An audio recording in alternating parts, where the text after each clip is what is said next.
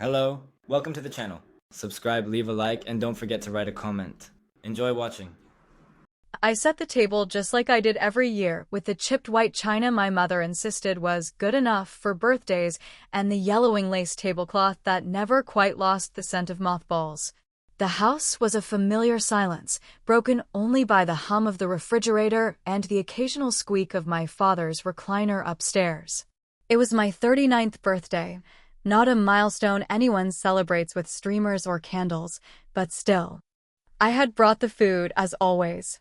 Paid for the cake, picked up flowers, cooked the roast, cleaned their kitchen, just like last year, and the year before, and the 6 or 7 before that, though no one ever kept count but me. The tradition was always the same: my birthday, their house, my dime. We'd eat in polite tension, talk about Ryan and his new job, or mom's sore hip, or dad's latest internet rage. I'd nod, offer money for meds, groceries, repairs. And when I'd quietly slip the mortgage payment into their joint account at the end of the month, no one would say a word. Because no one knew. No one but me. And I'd kept it that way, out of pride, out of guilt, out of something uglier I didn't want to name. But this year, something was different. There was a chill in the air that hadn't come from the drafty kitchen window.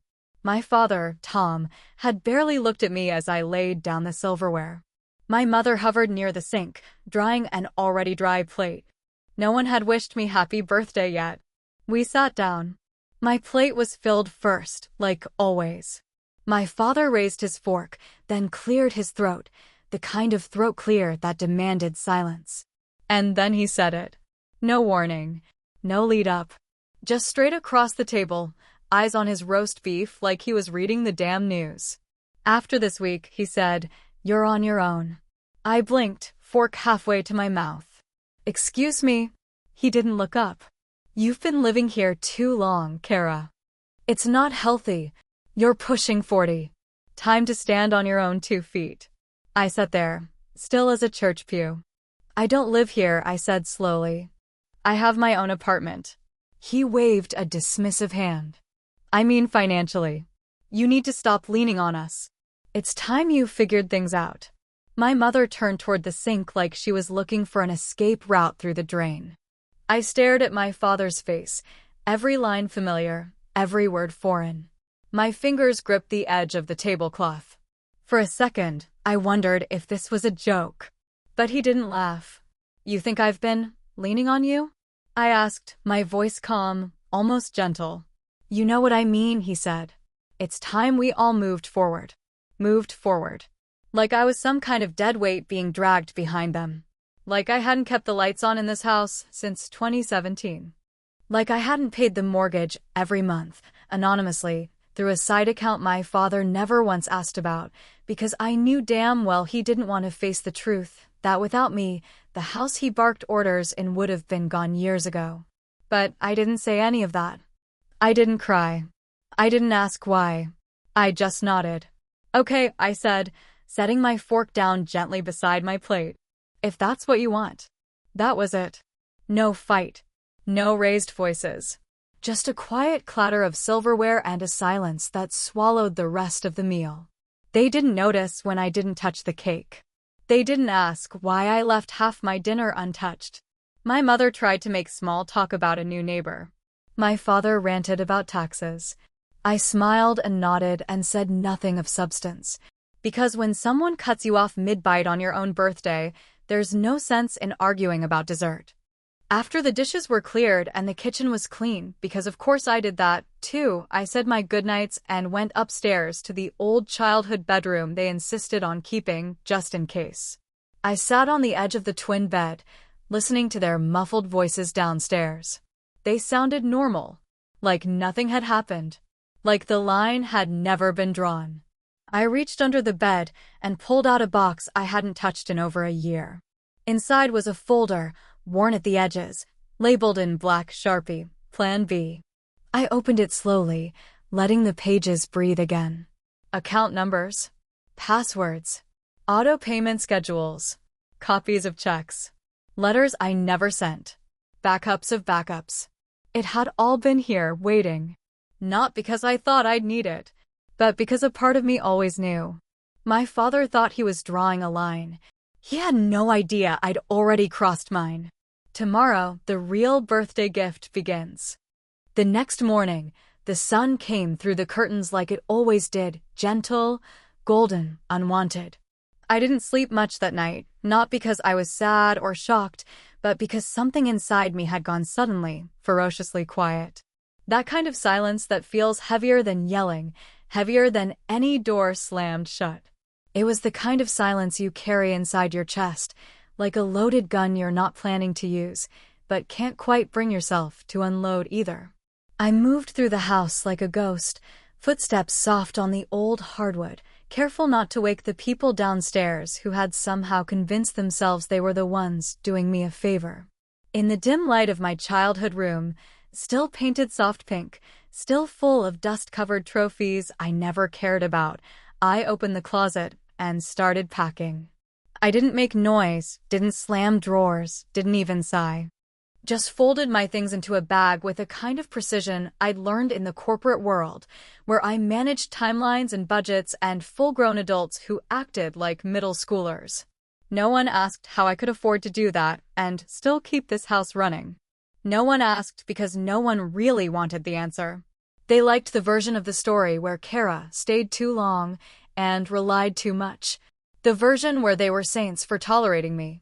But the truth? The truth had teeth. When my father's pension vanished after that mess with the real estate scam, when he trusted a buddy from the VFW who promised a risk-free opportunity and ended up torching almost everything they had, I didn't say I told you so. I just stepped in. Quietly. Month after month, I paid the bills he couldn't face. I rerouted the mortgage through an account under my name because his credit was cooked. I paid the electric bill, the water, the gas. I kept the Wi-Fi on so my mom could watch her cooking shows, even though she never thanked me. I bought groceries, ran errands, even covered the property taxes that one year he forgot. And all while working a full-time job that gave me enough to survive, but never enough to breathe. I didn't do it for gratitude. I did it because no one else would. Ryan was off in Seattle living his life, sending Mother's Day flowers once a year and pretending distance made his heart grow fonder, when really it just made him absent with plausible deniability. As I zipped up the first suitcase, I heard soft footsteps in the hallway.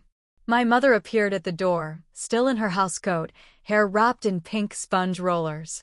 She knocked once, then stepped in like it was still her house and still her rules. "You know your father doesn't mean it like that," she said, her voice low, a little pleading. I kept folding. "I think he meant it exactly like that." She sighed and sat on the edge of the bed, fingers picking at the comforter like it might unravel under her hands. "He's proud, Kara. You know how he is. This has been hard on him." I finally turned to look at her, one eyebrow raised. "Hard on him?" She didn't answer. I sat down across from her, looked her straight in the face. "I've been covering that mortgage since 2016, I said slowly, deliberately. "That's nearly 15 years. She looked at me, eyes blinking slow. She didn't correct me. Maybe she didn't catch the math, or maybe the weight of the truth was finally starting to sink in. But in my head, I was screaming, because it wasn't 15 years. It was 9. And even 9 was too many. 9 years of pretending I was just helping out. 9 years of letting them pretend I was dependent when the reality was the exact damn opposite. She started to say something, but I stood up, zipped the suitcase, and shouldered it like a soldier leaving a post I'd held far too long. "I canceled the mortgage auto-pay," I said, without turning around. "ITLL bounced next month.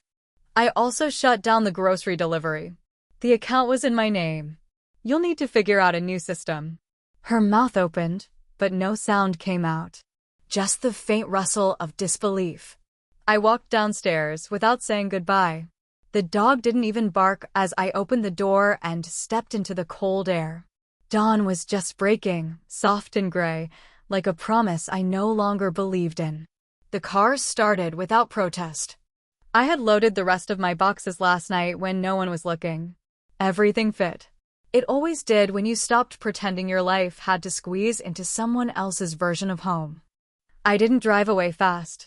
There was no dramatic peel of tires, no middle finger in the rearview. Just me.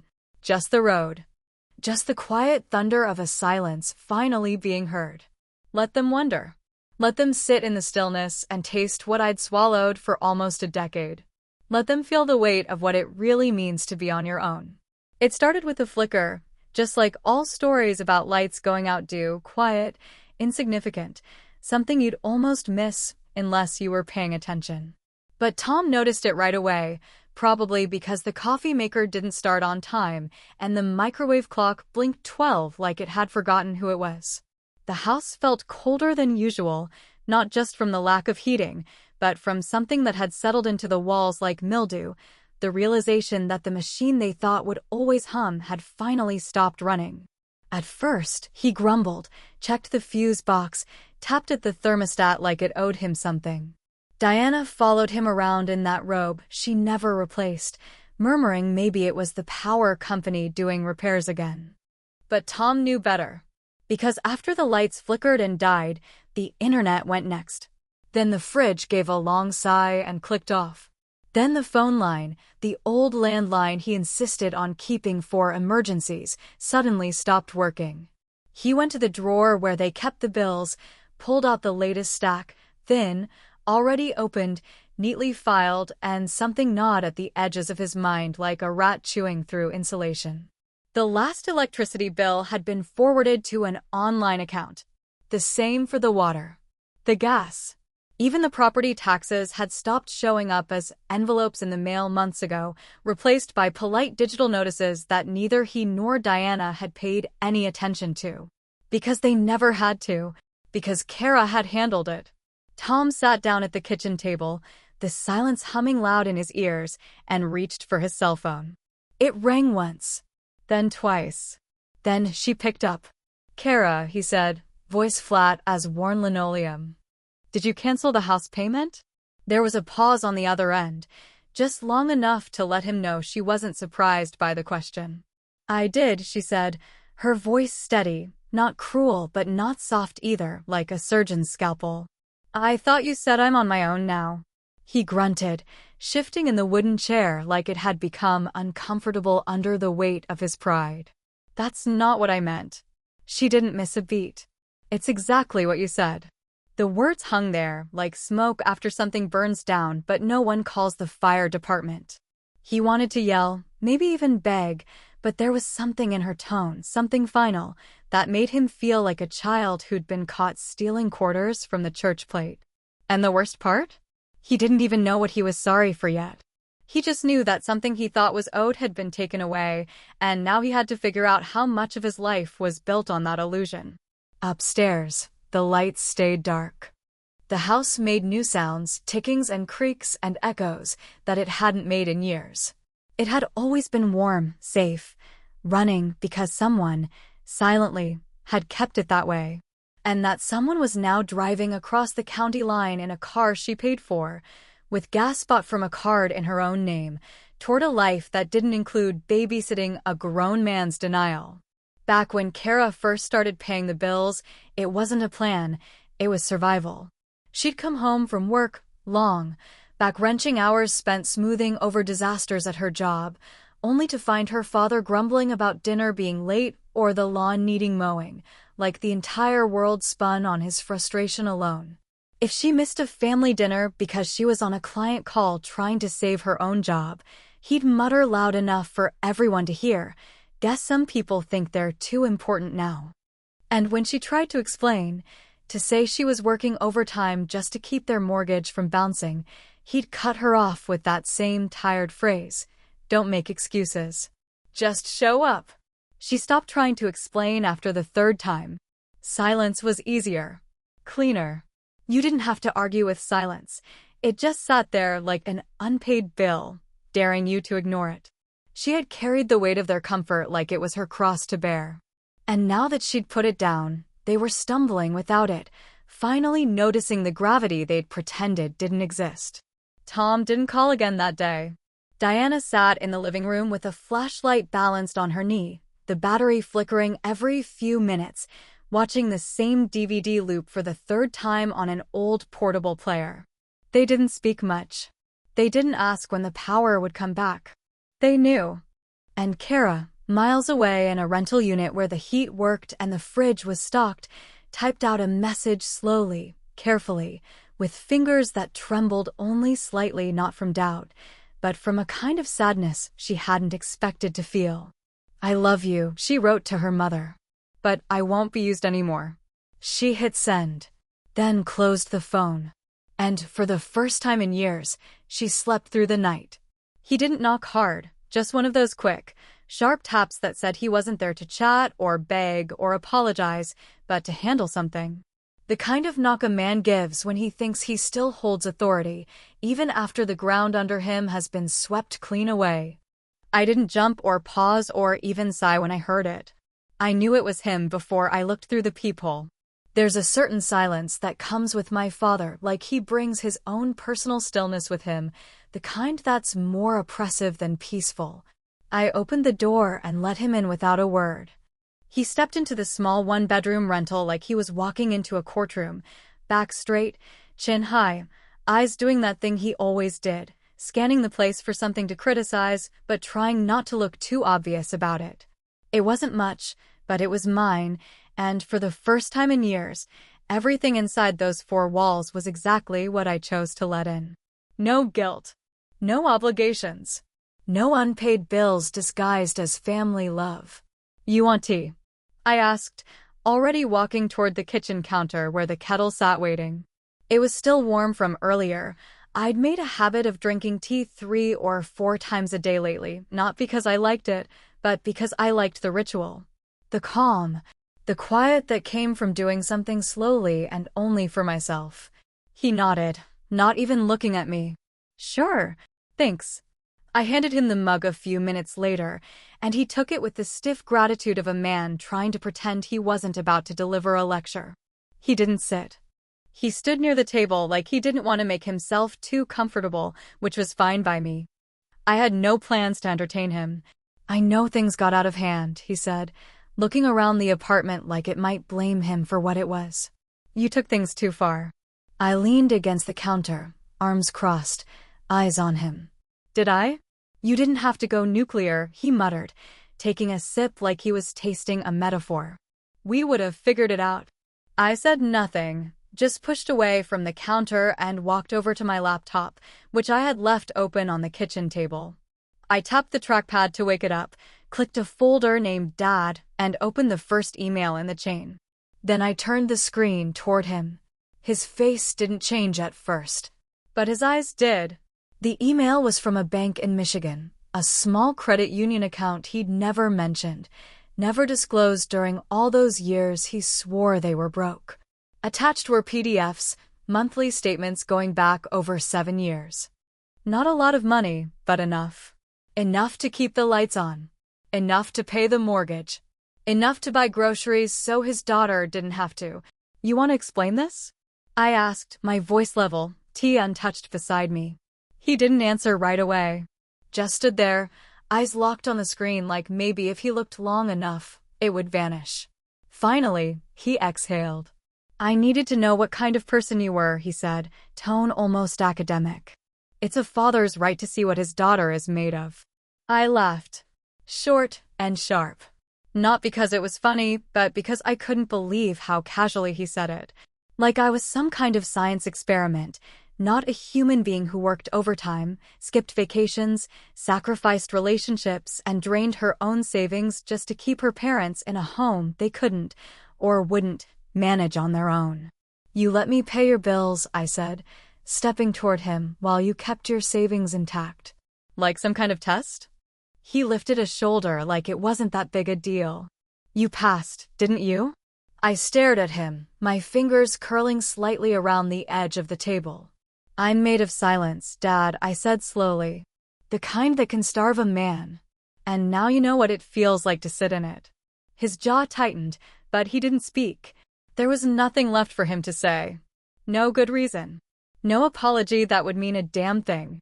I turned the laptop back toward myself and clicked on a new message window. Started typing in Ryan's email address. "You still talk to him?" My father asked quietly, like he already knew the answer. I didn't look up. "He still thinks you're a hero," I said. "Let's see how long that lasts." I typed faster now, attaching the email chain, the PDFs, everything. The weight of it wasn't just about money anymore, it was about the story. The narrative he'd spent years feeding us. The myth of Tom Michaels, war vet, proud provider, hard but fair patriarch. I wasn't angry anymore. I wasn't even disappointed. I was done. He reached for the tea again, maybe just to do something with his hands. Maybe to hold on to the last piece of civility between us. "I didn't think you'd find it," he muttered. I met his eyes then, flat and unblinking. "You always did underestimate me. That's your real problem." He left a few minutes later, mug still half full, door closing behind him with a quiet click. And me? I hit send. The call came late on a Wednesday, one of those slow evenings when the air feels heavy and the world seems quieter than usual, like even the traffic outside had paused to breathe. I knew it was him before I picked up, not because of the ringtone or the name flashing on the screen, but because something in me had been bracing for it ever since I hit send. Ryan's voice cracked through the speaker like it hadn't been used in weeks, strained and uncertain, trying to sound steady but already wobbling at the edges. "Kara," he said, his tone brittle with disbelief. "What the hell did I just read?" I didn't sit down. I stayed standing in the middle of my apartment, letting the sound of his confusion wash over me without inviting it in. I had expected this, maybe not the exact words, but the emotion behind them. The crack in the facade. The moment when the golden sun realized the story he'd been fed his whole life had mold growing under it. "I don't know," I replied slowly. "What did you read?" There was silence on the other end, the kind that means someone is trying to find the exact right words, but keeps bumping into the wrong ones first. You sent me statements. Emails. That account. Why didn't you tell me sooner?" My hand gripped the back of the kitchen chair, thumb brushing over the worn wood. "Because I didn't owe you the truth, Ryan. I owed it to myself." His sigh sounded like he was trying to exhale a decade of denial. I thought Dad lost everything, that he was just trying to hold it together. I didn't know he had. He cut himself off, words strangled by the weight of the betrayal. "You paid for all of it? All these years?" "Yes," I said, not offering a shred of drama or apology. "I paid. I worked. I sacrificed. And I shut up, because that's what everyone expected me to do. Be grateful. Be quiet. Be good." There was another pause, shorter this time. "I don't even know what to say." "You don't have to say anything," I said, letting my voice soften but not bend. "Just make your own decisions from now on. But don't call me when it goes bad. I'm not the cleanup crew anymore." He didn't argue. And for the first time in years, we ended a conversation not with false affection or forced laughter, but with an honest silence that neither of us tried to fill. By the end of the week, the calls started coming from different numbers, credit unions, refinancing offers, even one polite voicemail from a woman at a mortgage company trying to verify some information. I ignored them all, because I knew exactly what they meant. My parents had finally gone to the bank, finally tried to pull the levers they thought would always respond. But the gears were jammed. Their credit? Tied to mine. Their accounts? Frozen when I pulled the plug. Every financial knot they'd quietly wrapped around me for years had snapped, and now they were left holding the frayed ends. The diner meeting happened on a Sunday, the kind of cold gray afternoon that makes everything look like the inside of a waiting room. I chose the booth by the window, back to the wall, facing the door like I always did when I needed to feel in control. They walked in together, my mother in her usual beige sweater and my father stiff in his navy windbreaker, like the fabric could somehow shield him from what was coming. They sat across from me without a word. My mother looked tired, her eyes puffy like she hadn't slept, and my father, well, he looked smaller. Not physically, but in the way a person shrinks when they finally realize the ground beneath them is no longer solid. I didn't order anything. Neither did they. You built a house with lies, I said quietly, deliberately, and expected me to live in it. My mother's hand twitched on the table, but she didn't speak. My father opened his mouth like he was about to start one of his old lectures, but I didn't let him. I moved out, I said. And I'm not coming back. He leaned forward, face red, jaw tight. You don't understand, Kara. I reached into my bag and pulled out the folder, the one with the thick white paper and the crisp black lettering.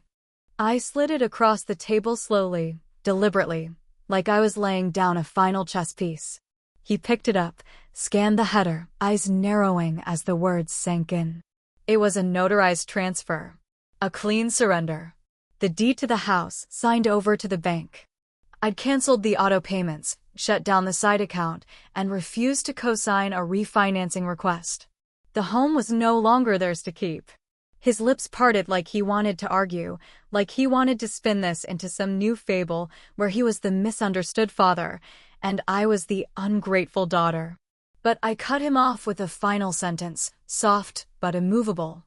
You said I'm on my own, I reminded him, leaning back in my seat. So I figured you wanted the same. He closed his mouth. No apology. No outburst. Just the quiet closing of a door he thought would always be open. My mother looked down at her hands. My father folded the paper and tucked it into his coat pocket like it might somehow change if he kept it close enough. We didn't hug. We didn't cry. We just sat there a few more minutes, 3 people sharing a table but no longer a family.